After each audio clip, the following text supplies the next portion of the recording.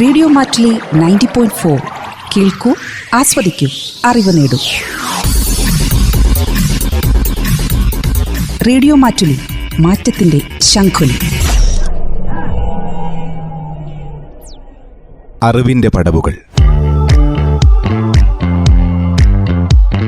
തനതായ ഗവേഷണത്തിലൂടെ വൈജ്ഞാനിക ലോകത്തിന് പുതിയ പടവുകൾ തീർത്തവർ.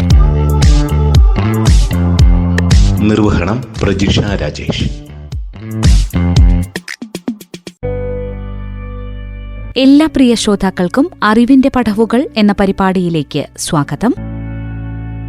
വയനാട്ടിലെ പത്രവിരകളുടെ സാന്നിധ്യത്തെക്കുറിച്ചുള്ള ശാസ്ത്രീയമായ പല അറിവുകളും പങ്കുവച്ചുകൊണ്ട് മേരിമാത ആർട്സ് ആൻഡ് സയൻസ് കോളേജിലെ ജന്തുശാസ്ത്ര വിഭാഗം അധ്യാപിക ഡോക്ടർ ഷെറിൻ ചാക്കോയുമായി നമ്മൾ നടത്തിയ അഭിമുഖത്തിന്റെ ആദ്യ അധ്യായം ശ്രോതാക്കൾ കേട്ടുവല്ലോ.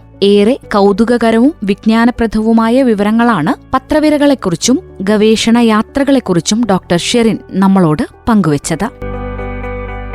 ഡോക്ടർ ഷെറിൻ ചാക്കോയുമായുള്ള സംഭാഷണത്തിന്റെ രണ്ടാം ഭാഗത്തിലേക്കാണ് ഇന്ന് നമ്മൾ കടക്കുന്നത്. പത്രവിരകളെക്കുറിച്ചുള്ള കൂടുതൽ വിസ്മയകരമായ കണ്ടെത്തലുകളും ഗവേഷണ മേഖലയിലെ വെല്ലുവിളികളും ഗവേഷണയാത്രയിലെ അനുഭവങ്ങളും നമുക്ക് കേൾക്കാം.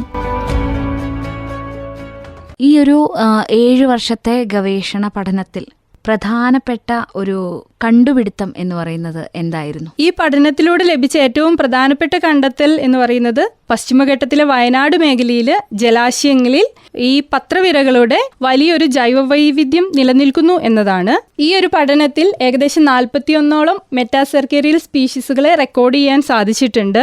എനിക്കേറെ പ്രാധാന്യമുള്ളതായി തോന്നിയിട്ടുള്ളത് മനുഷ്യരിലേക്ക് പകരാൻ സാധ്യതയുള്ള ഫുഡ്ബോൺ സൂണോട്ടിക് ട്രമറ്റോഡ്സിനെ കണ്ടെത്താനായത് തന്നെയാണ്. സൂണോട്ടിക് ട്രമറ്റോഡ്സ് എന്നത് മൃഗങ്ങളിൽ നിന്ന് മനുഷ്യരിലേക്ക് പകരാൻ കഴിവുള്ള ട്രമറ്റോഡുകളാണ്. മനുഷ്യരുടെ ശരീരത്തിലേക്ക് പ്രവേശിക്കുന്ന സമയത്ത് അത് പലതരത്തിലുള്ള രോഗങ്ങൾ ഉണ്ടാക്കുന്നുണ്ട്. ക്ലീനോസ്റ്റോമം കോംപ്ലനാറ്റം, ഹാപ്ലോർക്കിസ് പുമിലിയോ, ഹാപ്ലോർക്കിസ് ടൈച്ചുയി, സെൻട്രോസിസ്റ്റസ് ഫോമോസാനസ്, പാരഗോണിമസ് തുടങ്ങിയവയാണ് സൂണോട്ടിക് ട്രമറ്റോഡ്സ് ആയിട്ട് ഈ സ്റ്റഡിയിൽ കണ്ടെത്തിയിട്ടുള്ളത്.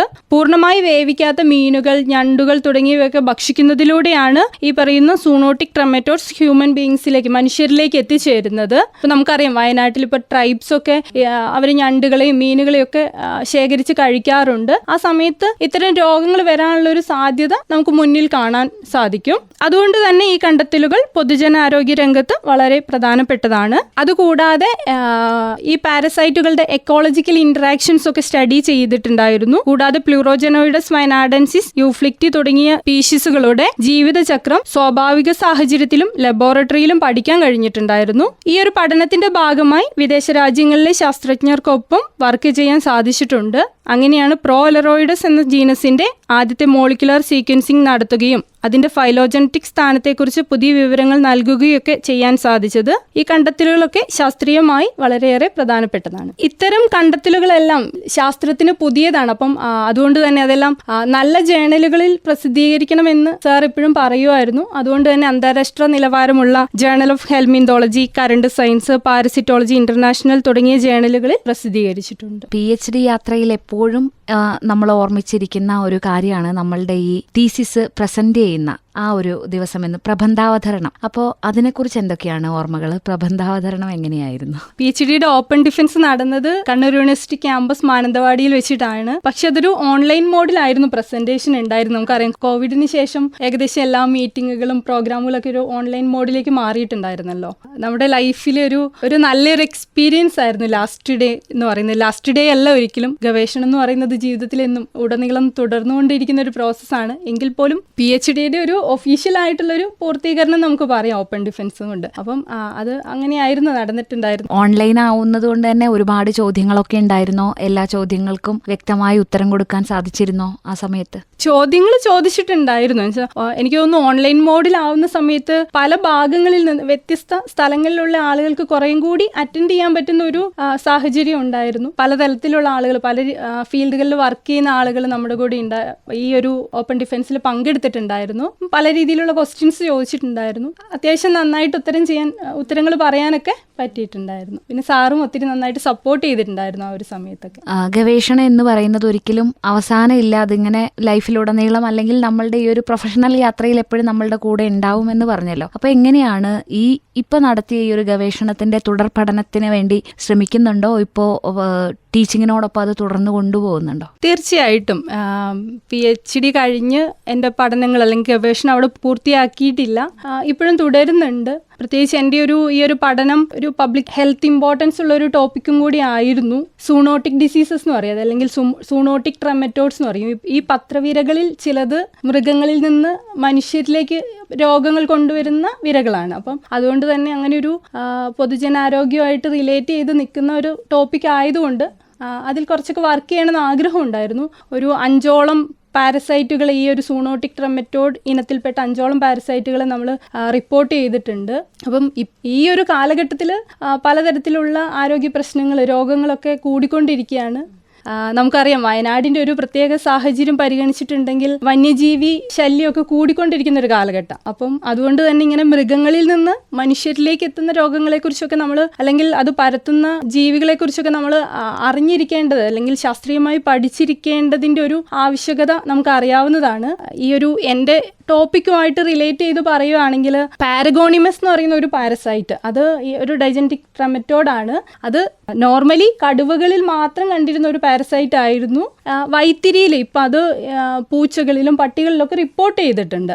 അതായത് ഒരു ലങ് ഫ്ലൂക്കാണ്, ശ്വാസകോശത്തെയാണ് അത് ബാധിക്കുന്നത്. അപ്പം നോർമലി കടുവകളിൽ നിന്നിപ്പോൾ അത് ഈ പറയുന്ന വളർത്തു മൃഗങ്ങളിലേക്ക് എത്തുന്നുണ്ട് എന്ന് പറയുന്നത് അത് അതിൻ്റെ ഒരു പബ്ലിക് ഹെൽത്ത് ഇമ്പോർട്ടൻസ് തന്നെയാണ് കാണിക്കുന്നത്. അപ്പം അതിനെക്കുറിച്ചൊക്കെ നമ്മൾ ഓൾറെഡി അറിഞ്ഞിരുന്നാൽ മാത്രമേ ഭാവിയിൽ നമുക്കുണ്ടാവുന്ന ബുദ്ധിമുട്ടുകളെ നമുക്കത് ശാസ്ത്രീയമായിട്ട് പരിഹരിക്കാൻ സാധിക്കുകയുള്ളൂ. നമ്മളുടെ ആരോഗ്യ മേഖലയ്ക്ക് തന്നെ മുതൽക്കൂട്ടാവുന്ന തരത്തിലുള്ള ഒരു വിഷയത്തിലാണ് ഇപ്പോൾ ഗവേഷണം പൂർത്തിയാക്കിയിരിക്കുന്നത്. അതിന്റെ തുടർ പഠനങ്ങളും നടന്നുകൊണ്ടിരിക്കുകയാണ്. അതെ അതെ, തീർച്ചയായിട്ടും. അതെ, നമ്മൾ തീർച്ചയായിട്ടും ഇത്തരം കാര്യങ്ങൾ അറിഞ്ഞിരുന്നാൽ മാത്രമേ മുന്നോട്ട് നമുക്ക് പോവാൻ സാധിക്കുകയുള്ളൂ. നേരത്തെ പറഞ്ഞു ഗൈഡ് നമ്മളുടെ യാത്രയിൽ കൂടെ തന്നെ ഉണ്ടായിരുന്നു, ഒരു രക്ഷിതാവിനെ പോലെ ഉണ്ടായിരുന്നു. അതുപോലെ തന്നെ നമ്മളൊരു ഫുൾ ടൈം റിസർച്ച് സ്കോളർ എന്ന നിലയ്ക്ക് നമ്മളുടെ കുടുംബത്തിന്റെ സപ്പോർട്ട് എന്ന് പറയുന്നത് വളരെ വലുതാണല്ലോ. എങ്ങനെയായിരുന്നു ഷെറിന് ഈ യാത്രയിൽ കുടുംബത്തിന്റെ ഒരു പിന്തുണ? ആ കുടുംബത്തെ ഞങ്ങൾക്ക് വേണ്ടി ഒന്ന് പരിചയപ്പെടുത്താമോ? ഈ ഒരു ഗവേഷണ കാലഘട്ടത്തിൽ ഫാമിലിയുടെ സപ്പോർട്ട് വളരെ വലുതായിരുന്നു. ഫാമിലിയുടെ സപ്പോർട്ട് ഉള്ളതുകൊണ്ടാണ് ഇത് നല്ല രീതിയിൽ പൂർത്തീകരിക്കാൻ സാധിച്ചത്. നമ്മൾ പലപ്പോഴും നമുക്ക് ഫീൽഡ് വർക്കുകളൊക്കെ ആയി ഒത്തിരി ദൂരം യാത്ര ചെയ്യേണ്ടി വന്നിട്ടുണ്ട്. അപ്പം നമുക്ക് കൃത്യമായിട്ട് വീട്ടിലെത്താൻ ലേറ്റ് ആവുക, അങ്ങനെയുള്ള കുറേ ബുദ്ധിമുട്ടുകൾ വന്നിട്ടുണ്ട്. മറ്റു പല രീതിയിലുള്ള സമ്മർദ്ദവും ഉണ്ടായിട്ടുണ്ട്. അതുപോലെ തന്നെ എൻ്റെ ഒരു പ്രഗ്നൻസി പീരീഡ് എന്ന് പറയുന്നത് ഈ ഒരു PhD കാലയളവിനിടയിലായിരുന്നു. ആ ഒരു സമയത്തൊക്കെ ഒത്തിരി മാനസികമായും ശാരീരികമായിട്ടൊക്കെ നമുക്ക് ഒത്തിരി ബുദ്ധിമുട്ടുകൾ ഫേസ് ചെയ്യേണ്ടി വന്നിട്ടുണ്ട്. പക്ഷേ അതൊന്നും ഒരു ബുദ്ധിമുട്ടാവാതെ മുന്നോട്ട് പോകാൻ സഹായിച്ചത് ഫാമിലി സപ്പോർട്ട് ചെയ്തതുകൊണ്ട് തന്നെയാണ്. പാരൻസും മോനും ഹസ്ബൻഡും എല്ലാവരും നല്ല രീതിയിൽ ഈ ഒരു PhD കംപ്ലീറ്റ് ചെയ്യാൻ വേണ്ടിയിട്ട് സപ്പോർട്ട് ചെയ്തിട്ടുണ്ട്. സുവോളജി ആണല്ലോ +2 ശേഷം തെരഞ്ഞെടുത്ത വിഷയം. ഈ സുവോളജി എന്നുള്ള ഒരു വിഷയത്തിലേക്ക് ഇതുപോലെയുള്ള കാര്യങ്ങളോട് ഇഷ്ടമുള്ളത് കൊണ്ട് ഷെറിൻ തെരഞ്ഞെടുത്തതായിരുന്നു, അതോ ഒരു ഡിഗ്രി കോഴ്സ് എന്ന നിലയിൽ തെരഞ്ഞെടുത്ത് ജന്തുശാസ്ത്രം പഠിച്ചപ്പോഴാണോ ഈ ഒരു താല്പര്യം ഷെറിനിലേക്ക് വന്നു ചേർന്നത്? മേരിമാതയിലെ ആ ഒരു സുവോളജി പഠന കാലഘട്ടത്തെക്കുറിച്ച് കൂടി ഒന്ന് പറയാമോ? സയൻസിനോട് എനിക്ക് ഇഷ്ടം ഉണ്ടായിരുന്നു. അങ്ങനെയാണ് മേരിമാതയിൽ സുവോളജി എടുക്കുന്നത്. എങ്കിൽ പോലും ശാസ്ത്രത്തോട് നമുക്ക് ആ ഒരു അഭിനിവേശം ഫീൽ ചെയ്യുന്നത് അല്ലെങ്കിൽ അത്രമാത്രം ഇഷ്ടം തോന്നിയത് മേരിമാതയിൽ പഠിച്ചതിന് ശേഷമാണ്. അതായത് നമ്മുടെ ചുറ്റുപാടും എന്തെങ്കിലുമൊക്കെ കാണുന്ന സമയത്ത് ഇത് എന്തുകൊണ്ടാണ് എന്നുള്ളൊരു ക്വസ്റ്റ്യൻ വരണല്ലോ. അങ്ങനെ വരുമ്പോഴാണ് നമുക്ക് ശാസ്ത്രത്തോട് അല്ലെങ്കിൽ ഒരു കൗതുകം വരുന്ന സമയത്താണ് നമുക്ക് ശാസ്ത്രം പഠിക്കണം എന്നുള്ളൊരു ആഗ്രഹം വരിക.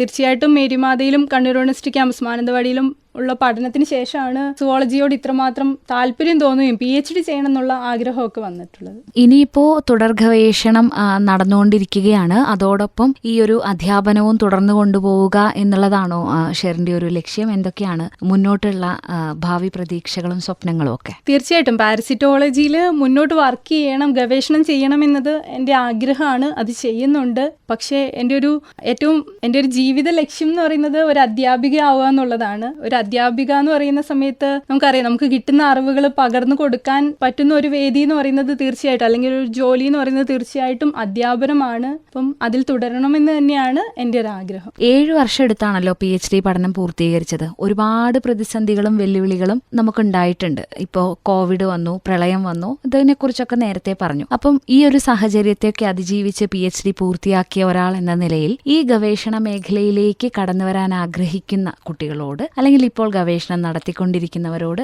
എന്താണ് ഷെറിന് അവസാനമായിട്ട് പറയാനുള്ളത്? ശാസ്ത്രരംഗത്തെ ഗവേഷണം എന്ന് പറയുന്ന സമയത്ത്, ശാസ്ത്രരംഗത്തെ മാത്രമല്ല ഗവേഷണം എന്ന് പറയുന്ന സമയത്ത് നമുക്ക് എപ്പോഴും ആവശ്യമായിട്ടുള്ളത് ക്ഷമയും അതുപോലെ തന്നെ ഒരു സ്ഥിരതയും ഉണ്ടായിരിക്കുക എന്നുള്ളതാണ്. ശാസ്ത്രരംഗത്തെ ഗവേഷണങ്ങൾ തീർച്ചയായും വിജയകരമാവുന്നത് നമ്മുടെ ഉള്ളിൽ കൗതുകം വളരുകയും അതുപോലെ ചുറ്റുപാടുമുള്ള കാര്യങ്ങൾ കാണുന്ന സമയത്ത് അതെന്തുകൊണ്ട് എന്നൊരു ചോദ്യം ഉയരുകയും ഒക്കെ ചെയ്യുന്ന സമയത്താണ്. തീർച്ചയായിട്ടും അറിയാനുള്ളൊരു ആഗ്രഹമാണ് നമ്മളെ മുന്നോട്ട് നയിക്കുന്നത്.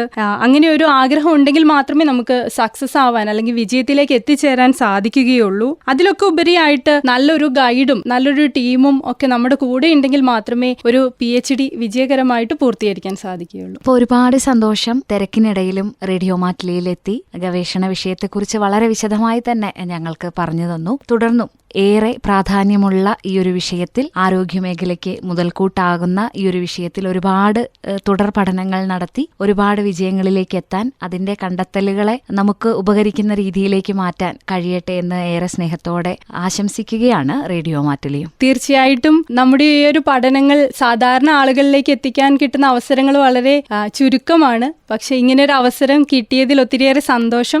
ഒത്തിരി നന്ദി.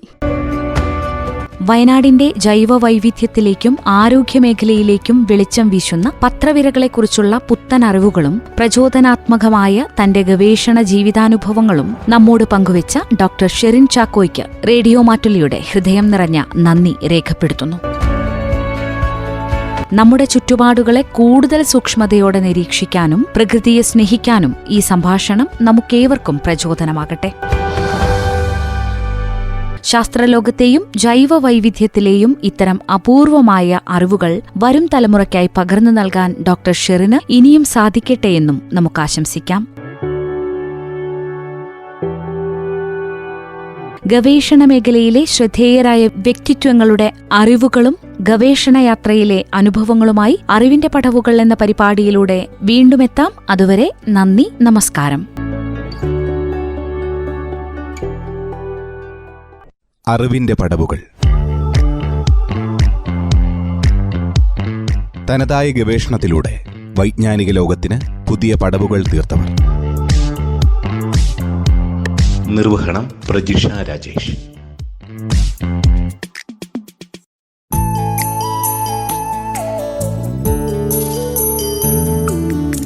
നിങ്ങൾ കേട്ടുകൊണ്ടിരിക്കുന്നത് റേഡിയോ മാറ്റുലി 90.4. കേൾക്കൂ, ആസ്വദിക്കൂ, അറിവ് നേടൂ.